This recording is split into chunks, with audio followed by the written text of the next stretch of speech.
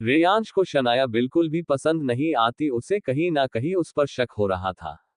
लेकिन खनक की उसके साथ बॉन्डिंग देखकर वह आगे कुछ बोलना ठीक नहीं समझता।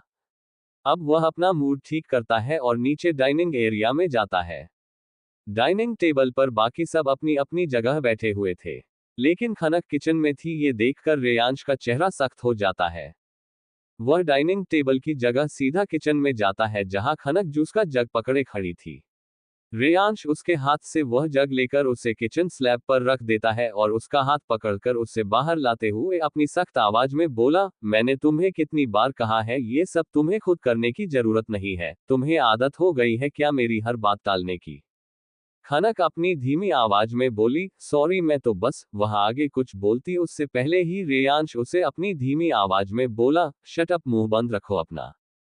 खनक चुप हो जाती है। रेयांश अपनी हेड चेयर पर बैठता है और खनक को अपनी साइड वाली चेयर पर बिठा देता है। दोनों की कन्वर्सेशन अभी तक किसी ने नहीं सुनी थी, इसलिए सभी अपना अपना खाना खाने में व्यस्त होते हैं। वही खनक जल्दी से रेयांश की प्लेट में सर्व करने लगती है, तभी रेयांश भी खनक की प्लेट में खुद सर्व करता है। खनक अपनी तिरछी नजर से रेयांश को देखती है, उसकी आंखों में सवाल था कि ये हो क्या रहा है। रेयांश जब देखता है तो समझ जाता है। वह धीरे से अपने कंधे उचका लेता है तो खनक अपना खाना चुपचाप खाने लगती है। दोनों के बीच हो रहे इन इशारों को देखकर शनाया को जलन तो काफी होती है, लेकिन इस वक्त वह अपने सारे इमोशन को एक साइड रखती है और धीरे से बहुत प्यार से बोलती है, तुम दोनों एकदम मेड फॉर ईच अदर लग रहे हो। बहुत प्यारी जोड़ी है ना अंकल? वह गर्दन घुमाकर रोनित जी की तरफ देखने लगती है, जिनका ध्यान भी इस वक्त खनक और रेयांश की तरफ था। रोनित जी एक जूठी हंसी के साथ बोले, मुझे नहीं लगता। रेयांश ये सुनकर अपनी जलती हुई नजरों के रोनित जी को देखता है, फिर वह एटीट्यूड से बोलाता है, किसी को क्या लगता है और क्या नहीं, हमारे बारे में उससे कोई फर्क नहीं पड़ता। सच है कि मैं उसका हूं और वह मेरी है। रेयांश का सीधे सीधे ये कहना कहीं ना कहीं रोनित जी को बुरा फील करवाता है। वह आगे कुछ नहीं बोलते। खनक के तो गाल लाल हो चुके थे, ये सुनकर उसे शर्म आ रही थी। वह चुपचाप अपना ध्यान खाने पर लगाती है। सबका लंच हो जाता है तो सभी अपने अपने कमरे में जाने लगते हैं। तभी रोनित जी रेयांश को बोलते हैं, रेयांश, मुझे तुमसे जरूरी बात करनी है। रेयांश अपने एक्सप्रेशनलेस रिएक्शन के साथ बोला, हम ठीक है। अब वह खनक के गाल पर प्यार से हाथ रखकर प्यार से बोला, सीधे कमरे में जाओ, थोड़ी देर आराम करना है, कहीं और नहीं जाना है। ओक। खनक अपना मुंह बच्चे जैसा बना के हाँ में सिर हिला के सीधा कमरे की तरफ चली जाती है। रेयांश और रोनित जी स्टडी रूम की तरफ चले जाते हैं। स्टडी रूम में रोनित जी और रेयांश आमने सामने बैठे थे। रोनित जी अपनी शांत आवाज में बोले, तुमने उस लड़की से शादी क्यों की है? क्या इसकी वजह मैं हूं? रेयांश एक तिरछी मुस्कान पास करता है, फिर मजाकिया अंदाज में बोलता है, आप अपने आप को इतना भी इम्पोर्टेंस मत दीजिए। फिर वह अपने सीरियस लहजे में बोलता है, मैंने उससे शादी सिर्फ अपने लिए की है। सब कुछ था मेरे पास, अगर कुछ नहीं था तो सुकून, चैन, घर आने की कोई वजह नहीं थी। लेकिन जब से खनक लाइफ में आई है सब बदला गया। पता है, जब भी बाहर जाता हूं तो जहन में ये रहता है कि कोई है जो घर पर मेरा इंतजार कर रहा है। मेरे लिए वह लड़की मेरी कोई मजबूरी या फिर सिर्फ जिम्मेदारी नहीं है, वह मेरे जीने की वजह है। तो अपने दिमाग में यह बात लाना भी मत कि मैं उसे अपने से दूर भी होने दूंगा, ये कभी नहीं होगा। रोनित जी का चेहरा ये सुन के सख्त हो जाता है। वह अपनी सख्त वॉइस में बोले, आखिर है क्या उस लड़की में थोड़ी बहुत खूबसूरती और एक मासूम सा चेहरा उसके अलावा उसके पास है क्या? ना खानदान का अता पता, ना ही कोई स्टेटस। अरे वह कितना पढ़ी लिखी है, क्या करती है, उसका करियर क्या है? कुछ भी नहीं, वह सिर्फ एक हाउसवाइफ बनकर रह जाएगी और ऐसी लड़की तुम्हें सूट नहीं करती। तुम कोई आम आदमी नहीं हो, तुम एशिया के नंबर 1 बिजनेस टायकून हो, यहाँ तक कि बहुत जल्द तुम दुनिया में भी अपनी पोजीशन नंबर 1 की बनाओगे। और यह मत भूलो कि तुम्हारी सिर्फ यह एक पहचान ही नहीं है, तुम क्या हो वह तुम्हें खुद भी पता है। क्या लगता है एक मामूली सी लड़की इतने बड़े आदमी को डिजर्व करती है? बिल्कुल नहीं, उसकी कोई हैसियत नहीं है कि वह तुम्हारी पत्नी बन सके। रेयांश गुस्से में बोला, बस बहुत इंसल्ट कर ली आपने मेरी बीवी की, अब एक और लफ्ज नहीं। फिर वह एक कड़वी मुस्कान के साथ बोला, माना कि मेरे अंदर भी आप ही की तरह पैसे, पावर और रुतबे की भूख थी, लेकिन मैंने ये सब अपने बलबूते पर हासिल किया, ना कि किसी लड़की को जरिया बनाकर। मैं बहुत अच्छी तरह से जानता हूँ कि आपने मेरी मॉम से शादी सिर्फ नानू की प्रॉपर्टी के लिए की थी क्योंकि मॉम नानू की एकलौती बेटी थी। लेकिन मैं रिश्तों के मामले में बिल्कुल आपकी तरह नहीं हूँ, इस मामले में अपनी मॉम जैसा हूँ। मेरे लिए प्यार और वफादारी ज्यादा मायने रखती है, ना कि कोई स्टेटस और सिंबल। जिस लड़की के बारे में आप बात कर रहे हैं ना वह कोई ऊंचे खानदान से ना सही, लेकिन उसे रिश्तों की कदर करना, इज्जत करना बखूबी आता है। आप बताएंगे कि वह कितनी काबिल है और कितनी नहीं। तो सुनिए, आज तक किसी भी लड़की की हैसियत नहीं थी कि मेरा दिल धड़का सके, लेकिन ये पहली लड़की थी जिसने अपनी एक ही झलक से मेरा दिल धड़काया था। मुझे अपने पीछे आने पर मजबूर कर दिया था। जहां दुनिया की हर लड़की मेरे साथ रिश्ता बनाना चाहती थी, मेरे एक इशारे के इंतजार में थी, वहां मैं था जो उसके पीछे एक आवारा आशिक की तरह घुमा था। वह मैं था जो उसके पीछे पड़ा था। तो आप उसी से अंदाजा लगा लीजिए कि जो लड़की रेयांश सिंघानिया को अपने पीछे घुमा सकती है वह क्या कर सकती है। ना अक्सकस मुझे जाना है वह क्या है, ना सुबह से मुझे मेरी बीवी को ठीक से मिलने का टाइम नहीं मिला है, वह मेरा वेट कर रही है। ये बोलकर रेयांश अपने तेज कदमों से बाहर निकल जाता है। वही रोनित जी वही बुत बनकर खड़े थे। रेयांश के जाने के बाद रोनित जी अपने आप ही बोले, अब चाहे कुछ भी हो जाए मैं इस लड़की को तुम्हारी लाइफ में नहीं रहने दूंगा, तुम इसके पीछे कुछ ज्यादा ही पागल हो रहे हो। इधर रेयांश जब कमरे में जाता है तो खनक बिस्तर पर बैठे अपना फोन चला रही थी। रेयांश बेड पर बैठते हुए खनक के हाथ से फोन छीन लेता है और शिकायती लहजे में बोलता है, जान मेरे तुम्हें आराम करने के लिए बोला था और तुम फोन लेकर बैठ गई। खनक अपना मुंह बच्चे की तरह बनाकर बोली, जब से शादी हुई है तब से कोई काम करने को नहीं होता, थोड़ा बहुत काम करती हूँ वह भी आप माना कर देते हैं। आपको पता है जब मैं शर्मा निवास में रहती थी मुझे कभी खाली टाइम मिलता ही नहीं था। सुबह 5 बजे उठते ही पहले फ्रेश होती थी, फिर मंदिर में दिया जलाती थी, सुबह का ब्रेकफास्ट बनाती थी, फिर साफ सफाई करती थी, बड़े पापा के साथ कैफे में काम करती थी, फिर दोपहर को घर आके लंच बनाती थी, बड़ी माँ और मोनिका दीदी स्वीटी दीदी को लंच करवाने के बाद किचन साफ करती थी। तभी रेयांश उसके मुंह पर हाथ रख देता है और बोलता है, बस बस बहुत हुआ, मुझे नहीं सुनना, ये सब तुम वहां करती थी, यहाँ ये सब करने की जरूरत नहीं है। खनक धीरे से रेयांश का हाथ अपने मुंह से हटाते हुए बोली, हाँ ठीक है नहीं करूंगी, आप गुस्सा मत हो। रेयांश खनक को अपने करीब खींचते हुए उसे अपनी गोद में बिठाते हुए बोला, अच्छा ये बताओ कि तुम शनाया को अपनी दोस्त क्यों बोल रही थी। खनक खुश होते हुए अपनी गर्दन घुमाकर रेयांश के सामने देखते हुए बोली, क्योंकि आज सुबह ही हम दोनों की दोस्ती हुई, वह अच्छी लड़की है, पता है उसने मुझसे सामने से दोस्ती के लिए पूछा था। रेयांश खनक के होठों पर लाइट किस करता है, फिर प्यार से बोलता है, ठीक है मुझे तुम दोनों की दोस्ती से कोई प्रॉब्लम नहीं है, लेकिन आज जो तुमने किया वैसा फिर से नहीं होना चाहिए। किसी को भी अपनी तरह बनाने की कोशिश मत करो, ये पॉसिबल नहीं है क्योंकि तुम एक लौता सिंगल पीस हो, तुम्हारे जैसा कोई नहीं हो सकता। और दूसरी बात, चाहे कोई कितना ही क्लोज क्यों ना हो, हमारे कमरे में हम दोनों के अलावा कोई और नहीं आना चाहिए, ठीक है। खनक बहुत ही मासूमियत से अपना सिर हाँ में हिलाते हुए बोली, हाँ ठीक है समझ गई। अब वह धीरे से रेयांश के गाल पर किस करती है और बोली, सॉरी हब्बी मुझसे गलती हो गई, मुझे ऐसे हंसना नहीं चाहिए था, क्या आपको बहुत बुरा लगा था? यकीन मानिए मैंने जानबूझकर नहीं किया था। मैं तो आपके पास ही आने वाली थी, लेकिन फिर मुझे लगा कि मुझे पापाजी से बात करनी चाहिए, अगर उनको मुझसे कोई शिकायत है तो वह मुझे ही दूर करनी चाहिए ना। रेयांश अपनी भोली भाली बीवी को एकटक देख रहा था। वह सोच रहा था कि यह लड़की कितनी नादान है, इसे ये भी पता नहीं कि उनको कोई शिकायत नहीं, लेकिन ईगो और लालच है। रेयांश खनक के छोटे से चेहरे को अपने हाथों में भरकर बहुत प्यार से बोलता है, जान मैं हूं ना, तुम्हें इतना ज्यादा सोचने की जरूरत नहीं है, तुम बस अपना और मेरा ख्याल रखा करो, बाकी सब मैं संभाल लूंगा। वैसे मुझे तुमसे एक बात पूछनी थी। तभी खनक एक्साइटेड होकर बोलती है, हाँ हाँ पूछिए ना, मेरे पास हर सवाल का जवाब होता है। रेयांश हल्की मुस्कान के साथ बोला, मैं ये पूछ रहा था कि तुमने अब आगे का क्या सोचा है, मेरा मतलब है कि तुम क्या बनना चाहती हो।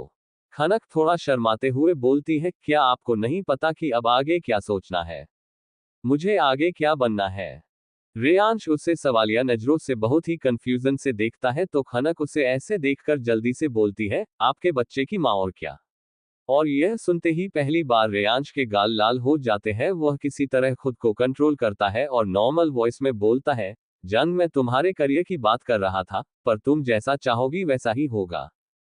खनक को इस बात से बहुत एम्बरेसमेंट होती है। वह अपना सिर खुजाते हुए बोली, सॉरी, मुझे ऐसा नहीं बोलना चाहिए था। रेयांश उसके दोनों हाथ पकड़कर धीरे से अपने हाथ उसकी कमर पर लपेट लेता है और प्यार से बोलता है, तुम बात बात पर सॉरी बोलना बंद करो, तुमने कुछ गलत नहीं बोला। खनक अपनी मासूम सी आवाज में बोली, मेरा ग्रेजुएशन पूरा नहीं हुआ, मेरा लास्ट ईयर बाकी है, मैं बीएससी कर रही थी। रेयांश अपनी आंखों में चमक लिए बोला, जान तुम्हें साइंस पसंद है। खनक बोलती है, हाँ, लेकिन मैं अपनी पढ़ाई पूरी नहीं कर पाई। ये बात उसने मायूस होते हुए बोली। तभी रेयांश धीरे से बोला, ठीक है, तुम्हारी पढ़ाई पूरी होगी, बस तुम्हें ऑनलाइन पढ़ना होगा, मैं तुम्हें रेगुलर कॉलेज नहीं जाने दे सकता। खनक ये सुनते ही बहुत ही खुश हो जाती है। वह रेयांश को जोर से हक करते हुए बोली, मैं ऑनलाइन पढ़ूंगी, thank you so much hubby, love you. ऐसे ही पूरे 4 दिन बीत जाते हैं और इस 4 दिन में खनक और शनाया की दोस्ती और गहरी होती जा रही थी और शनाया ने बहुत अच्छे से खनक का भरोसा जीत लिया था। लेकिन इन दिनों में रोनित जी बहुत ही कम खनक से बात करते थे। वह जब भी बात करते खनक को नीचा दिखाते रहते। इन 4 दिनों में रेयांश भी बिजी रहता था क्योंकि उसे आरके एंटरप्राइजेस के इनॉग्रेशन पार्टी और अपनी शादी की अनाउंसमेंट पार्टी की भी तैयारी करनी थी। लेकिन फिर भी वह खनक को जितना बन पड़े उतना टाइम देता। और आज सिंघानिया विला में शिमला से बाकी सब मेंबर भी आ रहे थे। आज शिमला से विनय जी अपनी पूरी फैमिली राजीव जी, नीलिमा जी, रूही और रेहान के साथ अपने प्राइवेट जेट में दिल्ली के निकल गए थे। रूही ने पहले ही रिया को इन्फॉर्म कर दिया था कि वह दिल्ली कुछ दिनों के लिए आ रही है, तो वह भी उसी के साथ सिंघानिया विला में ही रहेगी। रिया ने बहुत आनाकानी की लेकिन रूही नहीं मानी, तो फाइनली रिया ने हार मान ली और वह कुछ दिन के लिए सिंघानिया विला में रहने के लिए मान गई। ये बात मोक्ष को भी पता चल गई थी। वह भला इतना अच्छा मौका कैसे जाने देता। उसने भी सिंघानिया विला में रहने की तैयारी कर ली। रिया के आसपास रहने का उसे मौका मिला है, ये सोचकर ही वह खुश था। शाम के करीब 5 बज रहे थे। सभी लोग सिंघानिया विला आ चुके थे। खनक सभी को मिलकर बहुत खुश थी। उसने हमेशा की तरह सभी से आशीर्वाद लिया। विनय जी खनक को देखकर काफी खुश थे। खनक की खुशी से ही अंदाजा लगाया जा सकता था कि खनक और रेयांश का रिश्ता मजबूत होता जा रहा है और यह बात विनय जी, राजीव जी और नीलिमा जी के लिए बहुत खुशी की बात थी। विनय जी, राजीव जी और नीलिमा जी खनक से मिलकर अपने अपने कमरे में चले गए थे। रेहान तो यहां आते ही अपने फ्रेंड्स के साथ बाहर चला गया। वही रूही खनक के साथ बैठी थी। वह खनक से पूछती है, भाभी रिया आ गई क्या? खनक बोली, नहीं तो अभी तक नहीं आई। रूही थोड़ी इरिटेट होकर बोलती है, मैंने उसे कहा था कि जब तक हम लोग यहाँ हैं वह भी हमारे साथ रहे, लेकिन फिर भी ये लड़की नहीं आई। रुको, उसे तो मैं बताती हूँ। ये बोलते हुए वह रिया को कॉल करती है। तभी उसे किसी के फोन की रिंग सुनाई देती है जो कि आसपास से ही आ रही थी। रूही अपनी नजरें घुमाकर इधर उधर देखती है तो रिया एंट्रेंस से अंदर आ रही था, लेकिन उसे देखते ही शॉक रह जाती है क्योंकि उसके साथ कोई और भी था और वह कोई और नहीं मोक्ष था जिसने रिया का हाथ पकड़ रखा था। रूही भागते हुए रिया के पास आती है और मोक्ष को देखकर बोलती है, मोक्ष भाई, आप रिया के साथ। अब जाकर मोक्ष को एहसास होता है कि उसने रिया का हाथ पकड़ा है, तो वह झट से रिया का हाथ छोड़ देता है और हल्की मुस्कान के साथ बोला, मैं भी यही आ रहा था तो साथ में रिया को भी पिकअप कर लिया, वह अकेली आ रही थी इसलिए। रूही रिया की तरफ अपनी आंखें नचाते हुए बोली, ओ, अच्छी बात है। रूही के ऐसे एक्सप्रेशन मोक्ष और रिया के लिए काफी ऑकवर्ड सिचुएशन थी। तभी एक सर्वेंट रिया और मोक्ष का सामान लेकर आया और खनक से पूछने लगा, मैडम, यह मोक्ष सर और रिया मैडम का सामान है, तो इनको कौन से कमरे में रखना है? मोक्ष ये बात सुनकर तुरंत ही खनक से बोलता है, खनक तुम बैठो, इनके साथ मैं देख लेता हूँ। खनक मोक्ष को ओके बोलकर रूही और रिया के साथ लिविंग हॉल में बैठ जाती है और तीनों बातें करने लगती है।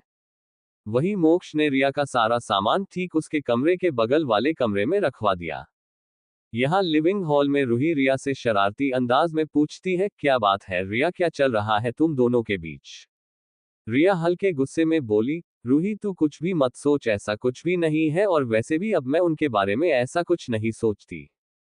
तभी खनक बोली, तुम दोनों किस बारे में बात कर रहे हो, मुझे क्यों नहीं पता? रूही शरारती अंदाज में बोली, रिया मोक्ष भाई से प्यार करती है। खनक हैरान होते हुए बोली, क्या? सच में? वह रिया का हाथ पकड़कर खुश होते हुए बोली, ये बात मोक्ष भैया को पता है? रिया मायूस होते हुए बोली, हाँ दी, उन्हें पता है, लेकिन वह मुझसे प्यार नहीं करते तो कोई फायदा नहीं इस बारे में सोचना। तभी रूही तपाक से बोली, ऐसे कैसे, मैंने आज मोक्ष भाई की आंखों में देखा, वह तो कुछ और ही बोलती है।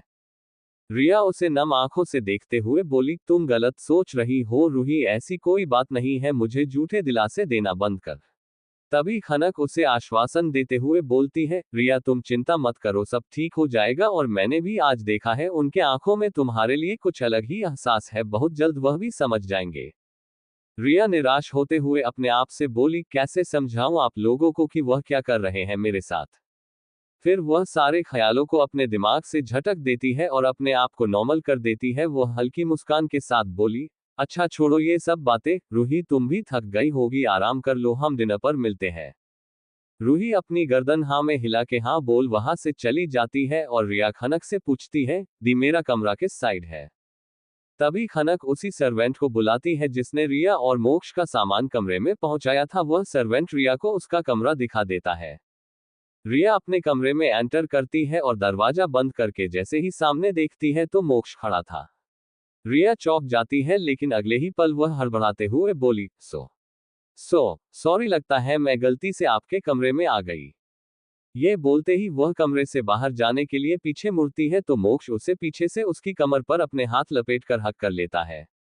रिया की पीठ मोक्ष के चौड़े सीने से लगी हुई थी और मोक्ष के हाथ रिया के पेट पर कसे हुए थे। रिया गुस्से से मोक्ष के हाथों को पकड़कर खुद को छुड़ाते हुए बोली, यह क्या हरकत है, छोड़िए मुझे, बोला ना कि मैं गलती से आ गई। रिया के स्ट्रगल का मोक्ष पर कोई असर नहीं होता, उल्टा वह अपने हाथ रिया के कमर और पेट पर और कस देता है और उसके गले पर एक लाइट किस करके अपनी सॉफ्ट वॉइस में बोलता है, नो बेबी तुम सही कमरे में आए हो, ये तुम्हारा ही कमरा है, तुम्हारे बगल वाला कमरा मेरा है, मैं तो बस तुम्हारा वेट कर रहा था, कब तुम आओ और मैं तुम्हें अपनी बाहों में भर लूं। उस दिन के बाद हम मिले ही नहीं, सॉरी बेबी, लेकिन मैं बिजी था, लेकिन मैंने तुम्हें बहुत मिस किया सच्ची। रिया अभी भी खुद को छुड़ाने की स्ट्रगल करते हुए बोली, आप ये सब क्या बोल रहे हैं, मुझे लगा था उस दिन जो कुछ भी हुआ उसके बाद आप मुझसे दूर रहेंगे, लेकिन नहीं, आपका पागलपन फिर से शुरू हो गया, मुझसे दूर रहिए, छोड़िए मुझे। मोक्ष रिया को एक झटके में अपनी तरफ घुमाता है और उसे अपने सीने से चिपका लेता है और अपनी कोल्ड वॉइस में बोला, क्या तुम उस दिन के थप्पड़ के बारे में बात कर रही हो, तो मुझे अच्छे से याद है, लेकिन उसके बाद जो मैंने कहा था क्या तुम्हें वह याद नहीं। रिया अपने दोनों हाथ मोक्ष की चेस्ट पर रखकर उसे खुद से दूर करने की कोशिश करती है, लेकिन मोक्ष एक इंच भी नहीं हिलता। मोक्ष उसे अपने और करीब कर अपने हाथों को रिया की कमर पर थोड़ा ज्यादा कस देता है तो रिया के मुंह से सिसकी निकल जाती है। वह दर्द भरी आवाज में बोली, मोक्ष प्लीज छोड़िए, मुझे दर्द हो रहा है। मोक्ष उसे शरारती लहजे में बोलता है, क्या हुआ बेबी, तुम तो इतने से दर्द में ही डर गई, तो आगे तुम मुझे कैसे झेलोगी, you have to be strong to tolerate me. Riya अपनी आंखों में हल्के आंसू लिए बोली, आप ऐसा नहीं कर सकते। मोक्ष उसे धीरे से छोड़ देता है और अपनी सख्त आवाज में बोलता है, यही तुम्हारी किस्मत है, जितनी जल्दी हो सके एक्सेप्ट कर लो। फिर वह तेज कदमों से कमरे से बाहर चला जाता है, लेकिन फिर दरवाजे के पास खड़े रह जाता है। वह मुड़ के एक बार रिया को देखता है जो अपनी भरी आंखों से उसे ही देख रही थी। मोक्ष अपनी तिरछी मुस्कान के साथ बोलता है, पड़ोसी बनने के लिए बधाई हो। और यह बोलकर वह रिया के सामने अपनी एक आंख ब्लिंक कर देता है। रिया हैरानी से उसे देखती रहती और मोक्ष मुड़कर अपने तेज कदमों से बाहर चला जाता है। रात के लगभग 12 बज रहे थे, सभी अपना अपना डिनर करके अपने अपने कमरे में सो रहे थे। लेकिन इस वक्त रिया के कमरे में कुछ अलग ही सीन चल रहा था। इस वक्त मोक्ष रिया के बेड पर आलथी पालथी मार कर बैठा था और रिया गुस्से से बेड के नीचे सामने की तरफ खड़ी चिल्लाते हुए मोक्ष को बोल रही थी, मोक्ष आप पागल हो गए हैं, कोई देखेगा तो क्या सोचेगा, आप जाए अपने कमरे में जाकर सो जाए। मोक्ष अपने नॉर्मल टोन में बोला, मैं कहीं भी नहीं जाने वाला, तुम चुपचाप यहाँ आओ, देखो मैं तुम्हारे साथ कुछ भी नहीं करने वाला, तो ऐसे चिल्लाना बंद करो। रिया अपनी गर्दन जोर जोर से नामे हिलाते हुए बोली, नहीं नहीं नहीं, आप जाओ यहाँ से। मोक्ष अब थोड़ा चिढ़ते हुए बोला, रिया मुझे नींद आ रही, अब चलो जल्दी आओ। रिया भी अब चिढ़ते हुए बोली, हाँ तो अपने कमरे में जाकर सोइए ना, यहाँ नहीं। मोक्ष बेड पर से उठने लगता है तो रिया राहत की सांस लेती है, लेकिन अगले पल वह शॉक हो जाती है, क्योंकि मोक्ष ने एक ही झटके में रिया को पकड़कर अपने साथ बेड पर ले आया था। वह रिया को बहुत ही टाइट हक करके सोया हुआ था। रिया अचानक होश में आती है और खुद को छुड़ाने की स्ट्रगल करते हुए बोली, बदतमीज पागल आदमी, छोड़ो मुझे, मैं आपकी बीवी नहीं हूँ। मोक्ष रिया पर अपनी पकड़ कसते हुए बोला, बेबी हिलना डुलना बंद करो, नहीं तो शादी से पहले ही सुहागरात मना लूंगा। रिया ये सुनते ही कसमसाना बंद कर देती है और शांत हो जाती है, लेकिन वह अपने भरे गले से बोली, I hate you, I hate you, I hate you. यह सुनकर मोक्ष एक हल्की सी स्माइल पास करता है और धीरे से रिया के होठों पर एक लाइट किस करके प्यार से बोलता है, कोशिश कर लो बेबी, पर नहीं कर पाओगी, अब तुम मुझसे जुट चुकी हो, चाहकर भी मुझसे अलग नहीं हो सकती। रिया मायूसी से अपनी आंखें बंद कर लेती है तो मोक्ष उसकी गर्दन में अपना मुंह छिपाए आंखें बंद कर लेता है। इधर खनक और रेयांश के कमरे में रेयांश खनक पर झुके हुए पागलों तरह किस कर रहा था। इस वक्त दोनों की बॉडी पर सिर्फ एक ब्लैंकेट था। खनक पिछले 2 घंटे से रेयांश को झेल रही थी। अब उसे नींद आ रही थी, लेकिन रेयांश था कि उसे सोने ही नहीं दे रहा था। वह अपनी थकी हुई आवाज में बोली, हब्बी प्लीज अब रुक जाए ना, अब नहीं बर्दाश्त हो रहा, मुझसे नींद आ रही है। रेयांश उसके सीने पर किस करते हुए मदहोशी से बोला, नो जान, आज नहीं, तुमने मुझे 3-4 दिनों से अपने करीब नहीं आने दिया, लेकिन आज तो तुम्हें रात भर जागना ही होगा। खनक अपने शिकायती लहजे में बोली, पागल सनकी ठरकी आदमी, आपका मन ही नहीं भरता क्या? आप पहले से ही ऐसे थे। अपने लिए इतने अच्छे अच्छे शब्द सुनकर रेयांश के चेहरे पर एक डेविल स्माइल आ जाती है। वह अपनी एक उंगली खनक के गाल पर सेडिक्टिव तरीके से फिराते हुए अपनी डीप और मदहोश आवाज में बोलता है, मेरा ये रूप सिर्फ तुम्हारे लिए और तुम्हारे सामने ही है जान। ये कहते हुए वह बिना वार्निंग के ही खनक में समा जाता है तो खनक के मुंह से आह निकल जाती है, आह है। रेयांश अपनी मूवमेंट करते हुए खनक को बोलता है, जान तुम मेरे सामने होती हो तो मेरे अंदर की ठरक अपने आप ही जाग जाती है। खनक आहें भरते हुए रेयांश के सीने पर अपने नाजुक हाथों से मारने लगती है तो रेयांश खनक के दोनों हाथों को पकड़कर बिस्तर पर दबा देता है। खनक शर्म से अपनी आंखें बंद कर लेती है तो रेयांश बारी बारी उसकी दोनों आंखों को किस कर लेता है। सुबह के 5 बजे मोक्ष रिया के कमरे से निकलकर अपने कमरे में चला जाता है, लेकिन जब वह रिया के कमरे से बाहर निकल रहा था तो 2 जोड़ी आंखें उसे ही देख रही थी। सिंघानिया विला में आज काफी चहल पहल थी। आज इतने सालों बाद पूरा सिंघानिया खानदान एक साथ इकट्ठा हुआ था। खनक इतने सब लोगों के बीच काफी खुश थी। रेयांश, अतुल और मोक्ष अपने अपने के ऑफिस लिए निकल गए थे। नीलिमा जी ने आते ही घर में सब संभाल लिया था। वही शनाया ने बाहर जाने का प्लान बनाया। शनाया रूही, रिया और खनक से बोली, हे चलो ना, हम चारों बाहर घूमने चलते हैं। तभी खनक बोली, हाँ आइडिया तो अच्छा है, लेकिन मुझे उनसे पूछना पड़ेगा। तभी शनाया नाराजगी दिखते हुए बोली, तब तो तुम निकल चुकी बाहर, रेयांश कभी नहीं मानेगा। तुम भी ना, बात बात पर क्या पूछना पड़ेगा, तुम बीवी हो, उसकी गुलाम नहीं, तुम भी अपनी मर्जी से कुछ कर सकती हो, समझी। रूही पहले थोड़ा सोचती है और फिर खनक से बोलती है, हाँ भाभी, आप कुछ गलत नहीं कर रही हो। एक काम करते हैं, हम मॉम को बता देते हैं, अगर रेयांश भाई ने पूछा भी तो वह बता देगी। तभी शनाया भी उसकी बीच में बोली, हाँ रूही सही बोल रही है, और तुम अपना फोन कमरे में ही छोड़ दो।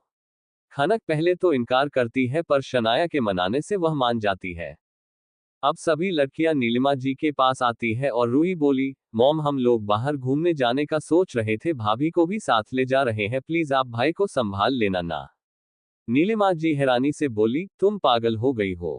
पहले इस बारे में रेयांश से पूछ लो, तुम्हें याद है ना पिछली बार क्या हुआ था, मैं ये रिस्क नहीं ले सकती। तभी रूही अपनी रिक्वेस्टिंग टोन में बोली, मोम प्लीज ना, पिछली बार आपको भी पता है किसकी वजह से हुआ था, इस बार बिल्कुल भी ऐसा नहीं होगा, हम सब जिम्मेदारी लेते हैं, हम भाभी को एक पल के लिए भी अपनी नजरों से दूर नहीं होने देंगे। नीलिमा जी अब हार मानते हुए बोली, ठीक है, लेकिन अंधेरा होने से पहले घर आ जाओगे तुम लोग, और मैं पापा से बोलकर बॉडीगार्ड्स को भेज देती हूँ, लेकिन तुम लोग जा कहाँ रहे हो? रूही एक्साइटेड होते हुए बोली, मूवी देखने, एक एक्शन मूवी आई है, फिर हम सब साथ में लंच करेंगे और शाम के 4 बजे तक घर। नीलिमा जी प्यार से सभी को बोलती है, ठीक है जाओ, लेकिन ध्यान से। सभी लड़कियां एक्साइटेड हो जाती है और कुछ देर में सभी तैयार होकर निकल जाती है। इधर रेयांश इस वक्त अपनी ऑफिस के मीटिंग रूम में एक मीटिंग ले रहा था, तभी उसका फोन वाइब्रेट होता है और एक नोटिफिकेशन आती है जिसे देखकर उसका चेहरा सख्त हो जाता है। वह सभी एम्प्लॉय के सामने एटीट्यूड से खड़े होते हुए अपनी सख्त टोन में बोला, I think all the points are clear to everyone, this meeting now ends here. ये कहते हुए वह अपने तेज कदमों से मीटिंग रूम के बाहर निकल गया। सभी एम्प्लॉइज राहत की सांस लेते हैं। अतुल उन सबको इंस्ट्रक्शन देता है और अपने अपने डेस्क पर जाने का ऑर्डर देता है। वही रेयांश अपने केबिन में आकर एक टैब और लैपटॉप ऑन करता है और एक ट्रैकर कनेक्ट करके स्क्रीन पर देखने लगता जहां एक लाइव वीडियो चल रहा था। उसमें खनक, रूही, शनाया और रिया थे जो मॉल में घूम रहे थे। वह सभी इस बात से अनजान अपनी मस्ती में थे। इसी बीच रेयांश ने कई बार खनक को कॉल और मैसेज किए लेकिन खनक तो अपना फोन घर छोड़ आई थी तो उसे कैसे पता चलता, वह तो बस अपनी मस्ती में थी। अब रूही के कहे मुताबिक वह लोग मूवी देखकर अपना लंच बाहर करके थोड़ा घूम फिर कर शाम के 4 बजे तक घर आ गई। और आते ही सभी फ्रेश होकर गार्डन में बैठने चली गई। शाम के करीब 6 बजे रेयांश घर आया। इस वक्त घर में काफी चहल पहल थी। मोक्ष भी घर आ चुका था और सजीव जी, विनय जी भी घर पर आ चुके थे। लेकिन इतने सारे लोगों के होने की वजह से रेयांश को थोड़ी सी चिढ़ महसूस हो रही थी। उसका पूरा दिन तो ऑफिस में आज गुजर गया लेकिन घर आने के बाद भी कमरे में उसे खनक कहीं दिखाई नहीं दे रही थी। इसलिए उसका मूड भी थोड़ा उखड़ा हुआ था। ऊपर से उसने एक भी कॉल मैसेज का जवाब नहीं दिया था और बिना उसे इन्फॉर्म किए वह बाहर भी निकल गई थी जिसकी वजह से उसे गुस्सा भी आ रहा था। वही खनक इन सब बातों से अनजान शनाया, रूही और रिया के साथ गार्डन में मस्ती कर रही थी। खनक बहन जैसे नंद और 2 दोस्त पाकर कुछ ज्यादा ही खुश थी। शर्मा निवास में 2 बहनें थी जिसने कभी उससे ढंग से बात भी नहीं की थी, हर वक्त उसे नीचा दिखाना, उसके ऊपर हुक्म चलाना। लेकिन अब सब कुछ बदल गया था। सिंघानिया विला का गार्डन एरिया बहुत ही बड़ा था। लगभग सभी के बेडरूम के बालकनी से गार्डन साफ साफ दिखाई देता था। इस वक्त खनक, शनाया, रिया और रूही गार्डन में लगे एक बड़े से फाउंटेन के राइट साइड में बने सीटिंग एरिया में बैठी। ये सीटिंग एरिया में फर्श पर मखमल के गद्दे को राउंड शेप में बिछाया हुआ था और पूरे राउंड को ग्रेनाइट से कवर किया गया था। ऊपर एक छत जो अम्ब्रेला टाइप की थी और आसपास हल्की सी लॉन, ये जगह दिखने में बहुत खूबसूरत थी। सभी लड़कियां कुशन लेकर एक दूसरे को मारते हुए खेल रही थी। इधर रेयांश कमरे में जब खनक को नहीं देखता तो वह वॉशरूम में चला जाता है और कुछ देर में फ्रेश होकर बाहर कमरे में आता है। तभी डोर नॉक होता है तो वह अपनी कोल्ड वॉइस में बोला, कम इन। तभी नीलिमा जी अपने हाथ में एक ट्रे पकड़े अंदर आती है। ट्रे में कॉफी का मग था। वह बहुत प्यार से बोली, तुम अभी अभी आए हो तो मुझे लगा तुम्हें कॉफी की जरूरत होगी इसलिए मैं ले आई।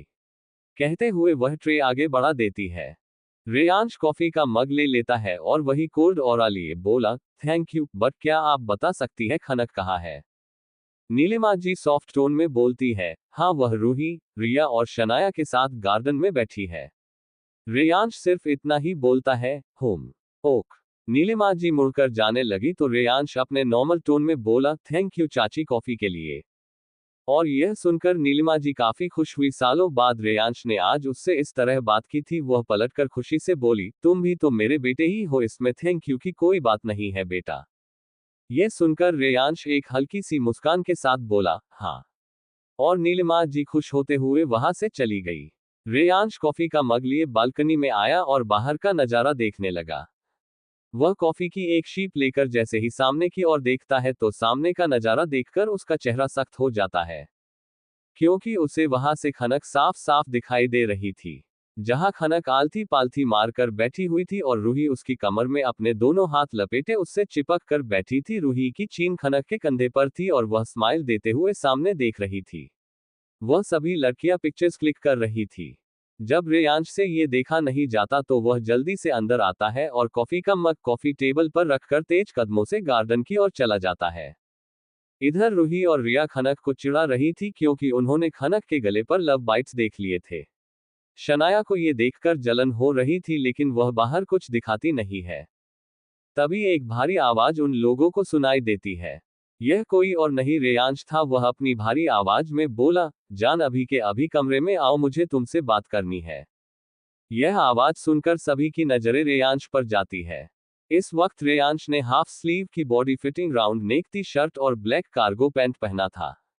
उसका मस्कुलर चेस्ट इस टी शर्ट में साफ उभर कर दिख रहा था और हाफ स्लीव टी शर्ट होने की वजह से उसके मस्कुलर बाइसेप्स प्रॉपर दिख रहे थे। सिर पर बाल बिखरे हुए थे जो नहाने की वजह से अभी थोड़े बहुत गीले थे। कुछ बाल उसके आंखों पर भी आ रहे थे। ब्लैक कपड़ों में उसका गोरा रंग साफ उभर कर दिख रहा था। चेहरे पर हल्की फ्रेंच बियर्ड, नीली आंखें, पतले होठ और परफेक्ट जो लाइन, और चेहरे पर हल्का गुस्सा। फिर भी इस वक्त रेयांश किसी भी मॉडल को टक्कर मारे उतना हैंडसम लग रहा था। सभी लड़कियां मुंह फाड़े बस उसे देख रही थी सिवाय हमारी खनक के, क्योंकि इस वक्त उसे डर लग रहा था, क्योंकि उसे पता चल गया था कि उसका पति उससे बहुत ज्यादा गुस्सा है और क्यों है वह भी जान चुकी थी। खनक अपनी नजरें इधर उधर करते हुए जल्दी से अपनी स्वीट वॉइस में बोली, हाय। रेयांश पूरी बात सुने बिना ही वहां से पलटकर चला गया। तभी रूही अपने दोनों गालों पर हाथ रखते हुए बोली, यार ये रेयांश भाई पक्का लड़कियों को हॉट अटैक देते होंगे। तभी रिया बोली, क्या फायदा, सब दूर से ही निहार सकती है।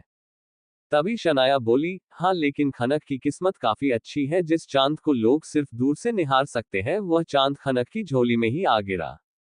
तभी खनक जल्दी जल्दी खड़े होती है और डरते हुए बोली, वह चांद नहीं ज्वालामुखी है जो अब मुझ पर फटने वाला है। ये कहते हुए वह ऊपर की तरफ हाथ जोड़ते हुए बोली, प्लीज भगवान जी बचा लेना, सब आपके हाथ में है अब तो। ये बोलते हुए खनक भागते हुए अपने कमरे की तरफ गई। वही रूही, रिया और शनाया तीनों ही उसे हैरानी से जाते हुए देख रही थी। खनक जब कमरे में आई तो रेयांश अपने दोनों हाथ सीने पर बांधे खड़ा था। खनक अपने धीमे कदमों से रेयांश के सामने आकर खड़ी हो गई। वह इस वक्त ऐसी दिख रही थी जैसे कोई बच्चा गलती करके अपने पेरेंट्स के सामने खड़ा हो। रेयांश अपनी कड़क आवाज में बोला, तुम्हारा फोन कहाँ है। खनक अपनी नजरें नीची किए हुए ही अपने हाथ के इशारे से बेड पर दिखाती है। उसका फोन बेड पर तकिए के नीचे था। खनक कुछ बोल नहीं रही थी तो रेयांश का गुस्सा फूट पड़ा। अब वह गुस्से में अपनी भारी आवाज से बोला, तुम्हें अंदाजा है कि मैंने दिन भर में तुम्हें कितने कॉल और मैसेज किए, एक का भी रिप्लाई नहीं। वैसे तो पूरा दिन फोन में घुसी रहती हो, लेकिन आज क्या हुआ जो तुम्हें अपना फोन कहाँ है ये भी होश नहीं रहा। तुम आज बाहर घूमने गई और तुम्हें इतना भी ख्याल नहीं रहा कि मुझे इन्फॉर्म कर दो, ऐसे ही चली गई। इतनी लापरवाही कैसे कर सकती हो तुम? या फिर तुम्हें याद ही नहीं रहा कि तुम्हारा एक पति भी है जो तुम्हारी फिक्र करता है, तुम्हें याद करता है। तुम्हें नई नई दोस्त क्या मिल गई, तुमने मुझे इग्नोर करना स्टार्ट कर दिया। दिन भर में एक कॉल या एक मैसेज भी करना याद नहीं रहा तुम्हें। बस अपनी ही मस्ती में थी तुम। खनक डर से कांप रही थी। वह डरते हुए अपनी लड़खड़ाती आवाज में बोली, सॉरी मुझसे गलती हो गई, मैं आपको बताने वाली थी लेकिन। खनक आगे कुछ बोलती उससे पहले ही रेयांश चिल्लाकर बोला, लेकिन क्या जरूरत नहीं लगी तुम्हें ये बताने की तुम बाहर जा रही हो, क्या मैंने तुम पर पाबंदियां लगा कर रखी है? तुम्हें लगा कि मैं मना कर दूंगा तुम्हें जाने से? एक बात कान खोलकर सुन लो खनक, उतनी ही आजादी में रहो जितना मैं बर्दाश्त कर सकूं। अगर और ज्यादा उड़ने की कोशिश की तो मैं तुम्हारे पंख कतरने भी अच्छे से जानता हूं। खनक डरे हुए अपनी नजरें नीचे किए हुए सब सुन रही थी। तभी रेयांश को कुछ वक्त पहले का नजारा याद आ गया जब वह गार्डन में खनक को बुलाने गया था। रेयांश गुस्से से खनक की दोनों बाजुओं को पकड़कर दबाते हुए अपने दांत पीसते हुए बोला, और एक बात और, मेरे अलावा और किसी की भी छुअन तुम्हारे शरीर पर नहीं होनी चाहिए, चाहे वह कोई लड़की ही क्यों ना हो। मैं ये बिल्कुल भी बर्दाश्त नहीं करूंगा। ये कहते हुए वह खनक को एक ही झटके में पकड़कर बिस्तर पर पटक देता है। खनक पीठ के बल बेड पर गिर जाती है। बेडशीट काफी नरम थी जिससे खनक को कोई चोट तो नहीं आती, पर उसकी कमर में हल्का सा दर्द होता है जिससे उसके मुंह से आह निकल जाती है। आह है। खनक रेयांश की इस हरकत से हैरान थी। उसे यकीन ही नहीं होता कि रेयांश इस बात के लिए भी उससे नाराज होगा। वह अपनी कमर पकड़े बेड पर बैठ जाती है और गुस्से में बोली, यह क्या बात हुई? मैं मान सकती हूँ कि आपको बिना बताए ही घर से बाहर गई, फोन घर पर छोड़कर गई। मुझे ऐसा नहीं करना चाहिए था, यह मेरी गलती है और मैं इसे मानती हूँ। लेकिन रूही मेरे लिए मेरी बहन जैसी है, नंद है वह मेरी। अगर उसने मुझे गले लगा भी लिया तो इसमें कौन सी बड़ी बात हो गई? वह आपकी भी तो बहन है। ये कहते हुए वह बेड से नीचे उतर गई। वह इस वक्त काफी गुस्से में थी। रेयांश को खनक की बातों से और ज्यादा गुस्सा आता है। वह जैसे ही गुस्से में अपने कदम खनक की तरफ बढ़ाने को होता है कि खनक तुरंत ही साइड से निकलकर बाहर की तरफ जाने लगती है। तभी रेयांश अपनी गरजती हुई आवाज में बोला, खबरदार, जो एक भी कदम कमरे से बाहर निकाला तो मुझसे बुरा कोई नहीं होगा, चुपचाप यहाँ आओ। खनक के आंखों में आंसू आ जाते हैं। वह ना चाहते हुए भी पीछे मुड़कर वापस रेयांश के सामने आकर खड़ी हो जाती है। रेयांश उसे अपनी जलती निगाहों से देखते हुए अपने दांत पीसते हुए अपनी ठंडी आवाज में बोला, तुम्हें इस बात से फर्क पड़ता हो या ना पड़ता हो, आई डोंट केयर, लेकिन मुझे इस बात से बहुत फर्क पड़ता है। वह खनक के दोनों बाजुओं को मजबूती से पकड़कर अपने करीब करते हुए फिर से वैसे ही बोला, तुम्हारे जिस्म पर सिर्फ मेरा हक है, सिर्फ और सिर्फ मेरा। मैं जरा भी बर्दाश्त नहीं कर सकता कि कोई और तुम्हें छुए भी। खनक को अपने हाथों में बहुत दर्द हो रहा था, उसकी आंखों में आंसू आ गए थे। वह अपने भरे गले से दर्द भरी आवाज में बोली, सही कहा आपने, मेरे जिस्म पर सिर्फ आपका हक है, इसीलिए तो आप मुझे दर्द दे रहे। देखिए ना, आपको अभी भी एहसास नहीं हो रहा कि मुझे कितना दर्द हो रहा है। अब जाकर रेयांश को एहसास होता है कि उसने खनक के दोनों बाजुओं को कितने जोर से दबा कर रखा है। वह जल्दी से खनक के हाथों को छोड़ देता है और देखने लगता है। खनक के दोनों गोरे बाजुओं पर रेयांश के उंगलियों के निशान साफ साफ छप चुके थे। रेयांश के छोड़ते ही खनक अपने दोनों बाजुओं को सहलाने लगती है। तभी रेयांश अपनी चिंता भरी आवाज में बोला, जान जान जान, I am sorry sorry sorry, बहुत दर्द हो रहा है क्या? यही रुको एक मिनट। रेयांश ये बात बहुत ही बेचैनी से बोल रहा था। वो जल्दी से ड्रॉ में से फर्स्ट एड बॉक्स निकालता है और उसमें से ऑइंटमेंट लेकर खनक के हाथों पर हल्के हाथों से लगाता है। खनक अभी भी अपनी आंसू से भरी आंखों से रेयांश को एकटक देख रही थी, लेकिन पता नहीं उसे क्या होता है कि वह रेयांश का हाथ पकड़कर उसे रोक लेती है और अपनी रोनी सी आवाज में बोलती है, आप हमेशा ऐसा ही करते हैं, जख्म भी खुद ही देते हैं और मरहम भी खुद ही लगाते हैं, रुलाते खुद ही है और आंसू भी खुद ही पोंछते हैं। ये कहते हुए वो कमरे से बाहर निकल जाती है और रेयांश बस उसे जाते हुए देखता रहता है। इधर रिया जब अपने कमरे में आती है तो मोक्ष उसका ही इंतजार कर रहा था। इस बार रिया जरा भी नहीं चौंकी, क्योंकि कहीं ना कहीं उसे अंदाजा था कि मोक्ष उसे यही मिलेगा। वो सरकास्टिक वे में बोली, मुझे लगा ही था कि आप यही मिलोगे, आखिर आज दिन भर में दिखे ही नहीं, ना ही कोई कॉल मैसेज। मोक्ष अपने होठों पर तिरछी मुस्कान लिए शरारती अंदाज में बोला, ओह, तो मेरी बेबी मुझे याद कर रही थी। मैंने सोचा कि तुम अपने दोस्तों के साथ एंजॉय करी हो तो लगा कि तुम्हें डिस्टर्ब ना करूं, लेकिन अगर तुम मुझे इतना ही याद कर रही थी तो तुम ही मुझे एक कॉल कर देती, तुम्हारे लिए तो मैं हमेशा फ्री हूं। ये सुनते ही रिया की आंखें बड़ी बड़ी हो जाती है। वो हड़बड़ाते हुए बोली, मैं आपको कोई यादवाद नहीं कर रही थी। ये कहते हुए रिया अपनी नजरें इधर उधर करने लगी। ये देखकर मोक्ष के चेहरे की मुस्कान और गहरी हो जाती है। रिया उससे थोड़ी दूर खड़ी थी तो मोक्ष उसके थोड़े करीब जाकर एक झटके में उसे अपनी बाहों में समा लेता है। छोटी सी रिया किसी बच्चे की तरह मोक्ष की बाहों में समा जाती है। इस बार रिया किसी भी तरह का स्ट्रगल नहीं करती, वो चुपचाप मोक्ष के सीने से लगी रहती है। ये देखकर मोक्ष की खुशी डबल हो जाती है। इस बार रिया ने भी अपने दोनों हाथ मोक्ष के कमर से होते हुए उसकी पीठ पर लपेट लिए और बड़े ही प्यार से उसे लिपटे हुए थी। वैसे ही मोक्ष से लिपटे हुए रिया अपनी स्वीट वॉइस में बोली, आपने तो मुझे कहा था कि मैं बच्ची हूँ, आपके दिल में मेरे लिए ऐसी कोई फीलिंग्स नहीं है, ना ही प्यार है, तो फिर आप क्यों बार बार मेरे पास आते हैं, मेरे करीब आने की कोशिश करते हैं? क्या चाहते हैं आप मुझसे? क्या आप मेरे साथ सोना चाहते हैं? ये सुनते ही मोक्ष तुरंत ही रिया को खुद से थोड़ा दूर करता है और गुस्से में बोलता है, रिया, यह क्या बकवास है? ये कैसी बातें कर रही हो तुम? रिया मोक्ष का गुस्सा इग्नोर करती है और फिर से मोक्ष के करीब जाकर उसके शर्ट के बटन खोलते हुए अपनी धीमी आवाज में बोली, बकवास कहा है मोक्ष? मैं वही तो कर रही हूँ जो आप चाहते हैं, आपके करीब आ रही हूँ। रिया ने अभी तक मोक्ष के शर्ट के 3 बटन ही खोले थे कि मोक्ष उसका हाथ पकड़कर आगे बटन खोलने से रोक देता है और गुस्से से बोलता है, रिया बिहेव योरसेल्फ, अगर मुझे तुम्हारे साथ इंटीमेट होना ही होता तो कब का हो चुका होता, समझी? ये बोलते हुए वो रिया का हाथ झटक देता है और रिया को खुद से दूर कर देता है। तो रिया गुस्से से चीखते हुए बोलती है, तो क्या चाहते हैं आप? क्यों पीछे पड़े हैं मेरे? ना चैन से जीने देते हैं, ना ही सांस लेने देते हैं, ना ही मुझे अपना ना चाहते हैं और ना ही छोड़ना चाहते हैं। आखिर आप करना क्या चाहते हैं? दम घुटता है मेरा, आखिर मैं भी एक इंसान हूँ, मुझ में भी फीलिंग्स है, दर्द होता है मुझे। ये बोलते बोलते वो बहुत जोर जोर से रोने लगती है।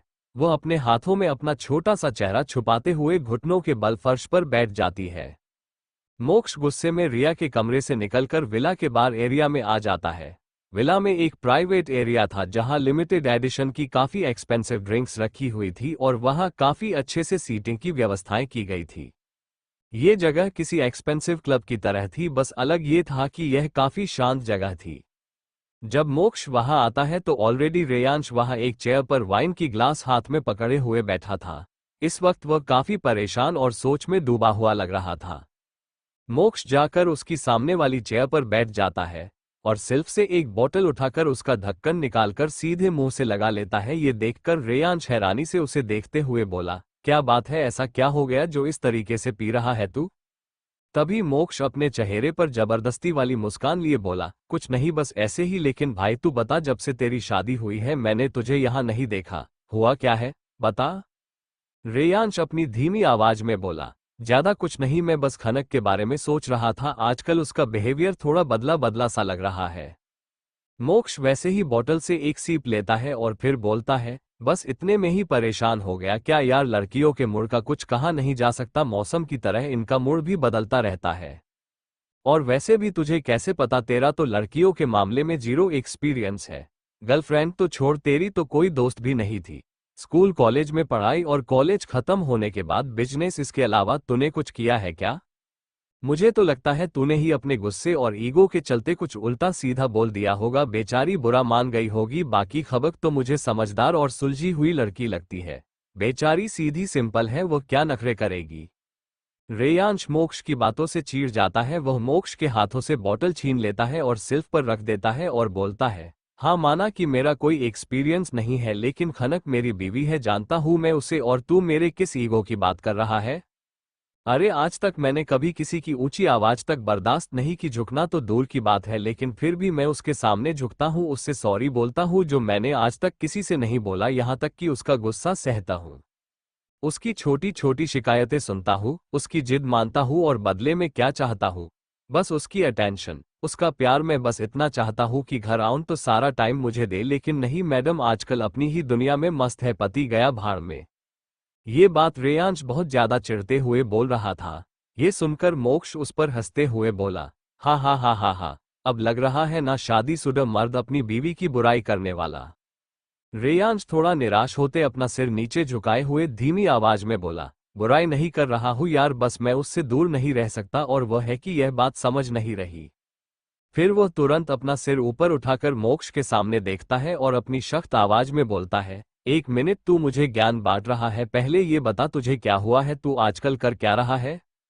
मोक्ष अपनी नजरें चुराते हुए बोला, क्या कर रहा हूं मतलब, कहना क्या चाहता है भाई? रेयांश उसके सामने अपनी आंखें छोटी करते हुए बोला, मुझसे कुछ छुप नहीं सकता समझा, मैं अच्छे से जानता हूं तूने मेरे घर में अपना डेरा क्यों डाला हुआ है, और तेरी रातें आजकल कहाँ कट रही है। मोक्ष ये सुनकर झेप जाता है। वो अपनी लड़खड़ाती जुबान से बोला, तू तू तू क्या बोल रहा है, मुझे नहीं पता। तभी रेयांश अपनी नॉर्मल टोन में बोला, लेकिन मुझे सब पता है, ये मत समझ कि मैं तेरे बारे में कोई खबर नहीं रखता। शिमला से आने के बाद आजकल तेरे चक्कर कहाँ लगते हैं मुझे अच्छे से पता है।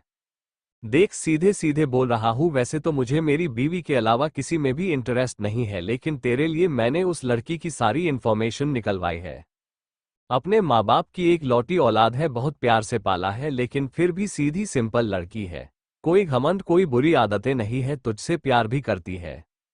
हाँ उम्र थोड़ी कम है, लेकिन बच्ची नहीं है, सब समझती है, और थोड़ा बहुत वक्त के साथ सीख भी जाएगी। तो अपना यह ईगो साइड में रख और अपने दिल की फीलिंग उसे बता दे। खुद के साथ साथ तू उसे भी तकलीफ दे रहा है, कल को पछताना ना पड़े। भाई होने के नाते बोल रहा हूँ, फिर तेरी मर्जी। वैसे एक्सपीरियंस नहीं है मुझे लड़कियों का, लेकिन प्यार करने का है। ये कहते हुए रेयांश अपने वाइन के ग्लास से एक आखिरी सीप लेता है और ग्लास वही सील्फ पर रखकर चेयर से उठकर बाहर चला जाता है। वही मोक्ष हैरानी से अपना मुंह फाड़े उसे जाते हुए देखता रहता है और अपने ही मन में बोलता है, क्या बात है, ये तो पूरा आशिक बन गया है, इसने मेरी रिया की भी इंफॉर्मेशन निकलवाई। सही कहते हैं लोग, लाइफ में एक लड़की क्या आ जाए, पत्थर दिल इंसान भी पिघल जाता है। ये सोचते हुए मोक्ष के चेहरे पर एक तिरछी मुस्कान आ जाती है और अब वो कुछ प्लान करता है। रात का वक्त था, सभी का डिनर हो गया था। ठंड के मौसम की वजह से सभी बड़े अपने अपने कमरे थे। वही खनक अपने कमरे में जाने के बजाय लिविंग एरिया में बैठी थी, क्योंकि आज वो रेयांश से थोड़ी नाराज थी। तभी शनाया अपने कॉल पर बात करते हुए बाहर आती है तो उसकी नज़र खनक पर पड़ती है, जो चुपचाप अकेले बैठे अपने फोन में घुसे हुए थी। ये देखकर शनाया के चेहरे पर एक शातिर मुस्कान आ जाती है। वह अपना कॉल कट करके सीधा खनक के पास आ जाती है और बड़ी ही प्यारी आवाज में बोलती है, खनक, क्या हुआ? तुम यहाँ अकेले ऐसे क्यों बैठी हो? तभी खनक अपना सिर उठाकर शनाया को देखती है जो ठीक उसके सामने खड़ी थी। खनक हल्की सी मायूसी के साथ बोली, बस ऐसे ही वह कमरे में थोड़ी घुटन सी महसूस हो रही थी, इसलिए मैं यहाँ आ गई। शनाया चिंता जताते हुए बोली, क्या हुआ तुम्हें? तुम्हारी तबीयत तो ठीक है ना? दिखाओ। ये कहते हुए वो उसके माथे पर अपना हाथ रखकर फीवर चेक करने लगी, साथ साथ वो उसकी बॉडी को भी चेकआउट करने लगी। तभी उसे खनक की बाजुओं पर उंगलियों के निशान दिखाई दिए जो दिखने पर काफी हल्के थे, गौर से देखने पर ही दिख रहे थे, जो हल्के नीले भी पड़ चुके थे। शनाया अपनी चिंता भरी आवाज में बोलती है, खनक ये क्या हुआ? किसने किया ये सब? खनक हड़बड़ाते हुए साड़ी का पल्ला उठाकर वहां ढक देती है और अपनी धीमी आवाज में बोली, कुछ नहीं, बस हल्की चोट लग गई थी, तुम टेंशन मत लो।